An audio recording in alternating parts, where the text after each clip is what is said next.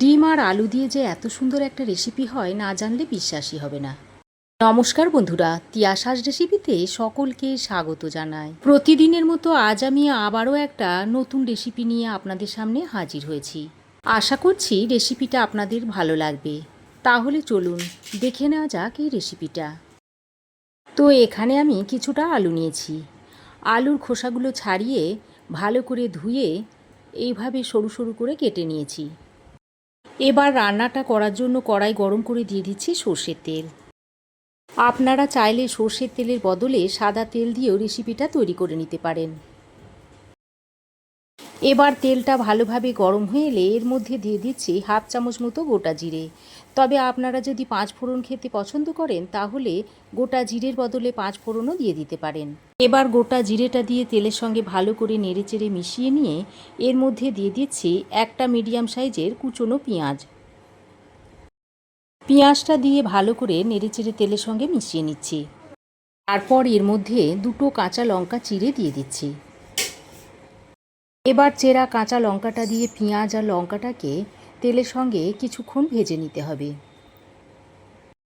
তো দেখুন পেঁয়াজ একটু হালকা বাদামি করে ভেজে নিয়েছি। এবার এর মধ্যে কেটে ধুয়ে রাখা আলুগুলো দিয়ে দিচ্ছি। আলুটা দিয়ে পেঁয়াজের সঙ্গে ভালো করে নেড়ে চেড়ে মিশিয়ে নিচ্ছি। এবার আলুর মধ্যে দিয়ে দিচ্ছি একটু স্বাদ মতো নুন আর দিয়ে দিচ্ছি অল্প একটু হলুদের গুঁড়ো। এবার নুন আর হলুদের গুঁড়োটা দিয়ে আলুটাকে একটু নেড়ে চেড়ে ভেজে নেব। তো আলুটাকে বেশ কিছুক্ষণ নেড়ে চেড়ে ভেজে নেওয়ার পর এবার একটা ঢাকনা লাগিয়ে আলুটাকে বেশ কিছুক্ষণ এইভাবে ভাজা ভাজা করে নেব। তো দেখুন ঢাকা দিয়ে বেশ খানিকক্ষণ আলুটাকে রান্না করে নিয়েছি। আর আলুটাকে একবার ভালো করে নাড়াচাড়া করে নিয়ে এবার এর মধ্যে দিয়ে দিচ্ছি হাফ চামচ মতো জিরে গুঁড়ো, হাফ চামচ দিচ্ছি ধনে গুঁড়ো, অল্প পরিমাণে একটু ঝাল লঙ্কার গুঁড়ো দিয়ে দিচ্ছি। আর কালারটা যাতে সুন্দর হয় সেই জন্য হাফ চামচ মতো দিয়ে দিচ্ছি কাশ্মীরি লঙ্কার গুঁড়ো। এবার জিরে ধনে আর লঙ্কার গুঁড়োটা দিয়ে আলুর সঙ্গে আবারও ভালো করে নেড়েচেড়ে মিশিয়ে নিচ্ছি। তো দেখুন গুঁড়ো মশলাগুলো দিয়ে খুব ভালো করে নেড়েচেড়ে মিশিয়ে নিয়েছি। এবার এইভাবে মাঝখানটা একটু ফাঁক করে নিচ্ছি। তারপর এর মধ্যে আমি দুটো ডিম ভেঙে দিয়ে দিচ্ছি। ডিমের মধ্যে অল্প পরিমাণে একটু নুন দিয়ে দিচ্ছি। আর ডিমের কাঁচা গন্ধটা যাতে না থাকে সেজন্য সামান্য পরিমাণে একটু হলুদ দিয়ে দিচ্ছি। তারপর ডিমটাকে এইভাবে একটু মিক্স করে নিচ্ছি।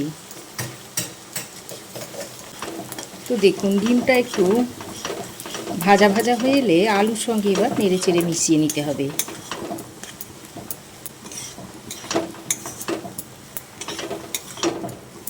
তো বন্ধুরা, আমার এই আজকের রেসিপি যদি আপনাদের ভালো লাগে তো অবশ্যই একটা লাইক দেবেন। আর চ্যানেলটা যদি সাবস্ক্রাইব করে না থাকেন প্লিজ চ্যানেলটাকে সাবস্ক্রাইব করার অনুরোধ রইল।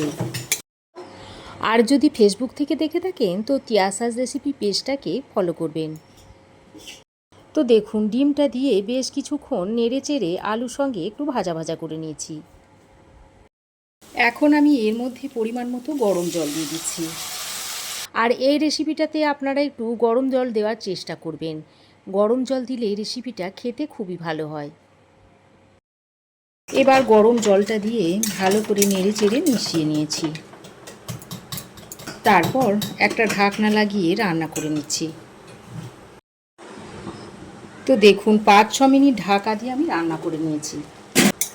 আর দেখুন আলু ভালোভাবে সেদ্ধ হয়ে গেছে।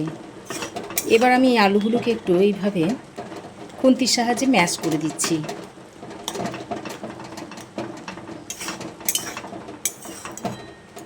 তারপর সব কিছুকে একবারে ভালো করে নেড়েচেড়ে মিশিয়ে দিচ্ছি।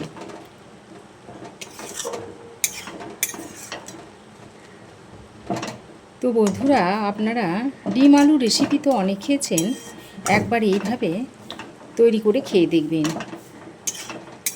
খেতে খুবই ভালো হয়। আর এটা আপনারা ভাত রুটি পরোটা সব কিছুর সঙ্গেই খেতে পারবেন। তো দেখুন সব কিছু নেড়েচেড়ে মিশিয়ে নিয়েছি। এবার আমি নামানোর আগে এর মধ্যে দিয়ে দিচ্ছি হাফ চামচ মতো ভাজা জিরের গুঁড়ো আর কিছুটা ধনেপাতার কুচি ছড়িয়ে দিচ্ছি। তারপর ভাজা জিরের গুঁড়ো আর ধনেপাতাটা দিয়ে ভালো করে নেড়েচেড়ে মিশিয়ে দিচ্ছি। তো দেখুন, ভালো করে নেড়েচেড়ে মিশিয়ে দিলেই রেসিপিটা সার্ভ করার জন্য একেবারেই তৈরি হয়ে যাবে। তো বন্ধুরা, এখন আমি এই ডিম আলু রেসিপিটা একটা প্লেটের মধ্যে সার্ভ করে দিয়েছি। এটা আপনারা গরম ভাত, রুটি, পরোটা সব কিছুর সঙ্গে খেতে পারেন। তো রেসিপি কেমন লাগলো অবশ্যই একটা কমেন্ট করে জানাবেন। আশা করছি আমার এই আজকের রেসিপি আপনাদের ভালো লেগেছে। ভালো লাগলে একটা লাইক ও শেয়ার করবেন। পাশে থাকা বেল আইকনটা অবশ্যই প্রেস করে দেবেন। আর আমার চ্যানেলে যদি নতুন হয়ে থাকেন তো প্লিজ চ্যানেলটাকে সাবস্ক্রাইব করার অনুরোধ রইল। আজ এ পর্যন্তই। আবার দেখা হবে নতুন কোনো রেসিপি নিয়ে নেক্সট এপিসোডে। সে পর্যন্ত ভালো থাকবেন, সুস্থ থাকবেন। ধন্যবাদ।